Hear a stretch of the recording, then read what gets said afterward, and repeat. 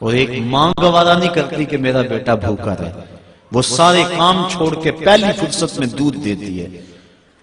بیٹے کے لیے ماں جن جن مراحل سے گزرتی ہے وہ کسی سے مخفی نہیں۔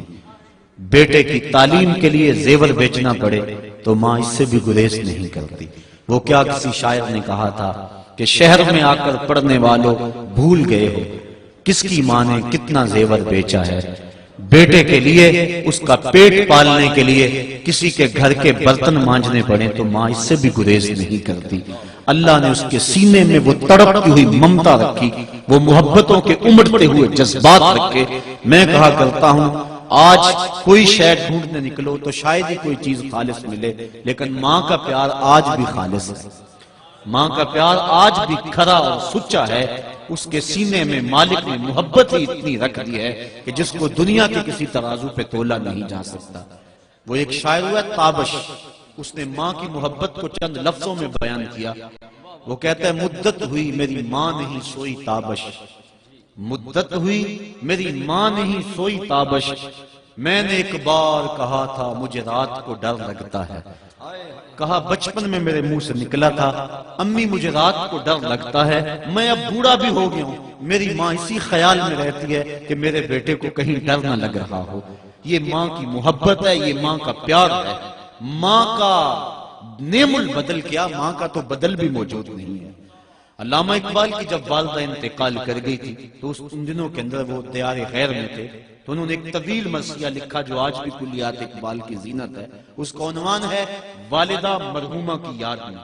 اس میں کہتے ہیں آہ وطن میں ہوگا اب کس کو میرا انتظار، کون میرا خط نہ آنے سے رہے گا بے قرار، آرزو لے کر تیری خاک مرکت پہ آؤں گا، اب دعائے نیم شب میں کس کو میں یاد آؤں گا، کون پچھلے پہر اٹھ کے دعا کرے گا۔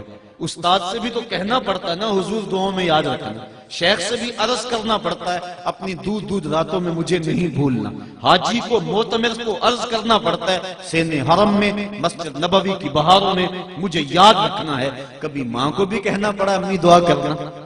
ماں کے ہاتھ اٹھے رہتے ہیں، اور یہ بات ذہن نشین کر لیں جب ماں کے ہاتھ اٹھ جائیں تو اجابت کے سارے دروازے کھل جاتے ہیں۔ اور یہ نہیں ہے کہ ماں رابعہ بصریہ ہو تو پھر ہی دعا قبول ہوتی ہے، اپلے تھاپتی ہوئی ماں گوبر سے بھرے ہوئے ہاتھ بھی اٹھا دے، اللہ کے عرش کو جنبش دینے کے لیے وہ ہاتھ بھی کافی ہوتے ہیں۔ ماں جب بولتی ہے تو اس کے لہجے میں جبریل بولتا ہے، اور جب ماں مسکراتی ہے لگتا ہے جنت کی ساری کلیاں چٹکنے لگی ہیں۔ ماں کے لہجے میں اتنی مٹھاس ہے ساری دنیا کا شہد نچوڑ دیا جائے اتنی مٹھاس پیدا نہیں ہوتی جتنی ماں کے لہجے میں مٹھاس مالک نے رکھ دی ہے۔ وہ خورشید گیلانی نے لکھا تھا ماں کے عنوان سے، وہ کہتا ہے 5 سٹار ہوٹلوں میں کھانا کھانے میں وہ لطف نہیں ملتا جو چولہے پر بیٹھ کر ماں کے ہاتھ کی پکی ہوئی چپاتیاں کھانے میں مزہ آتا ہے۔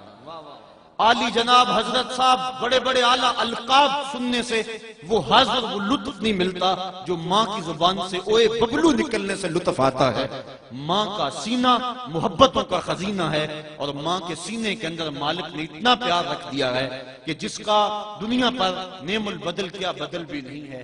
غور کیجئے ماں کے سینے میں اتنا پیار کیوں ہے؟ اس لیے کہ اس نے بیٹے کو جنم دیا ہے۔ میں آپ کی توجہ چاہوں گا، ماں نے بیٹے کو جنم دیا ہے، اتنا پیار ہے کہ دنیا کے کسی ترازو پہ نہیں تولا جا سکتا۔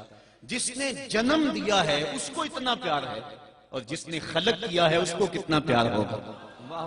جس نے جنم دیا ہے اس کو اتنی محبت ہے، جس نے تخلیق کیا ہے اس کو کتنا پیار ہوگا۔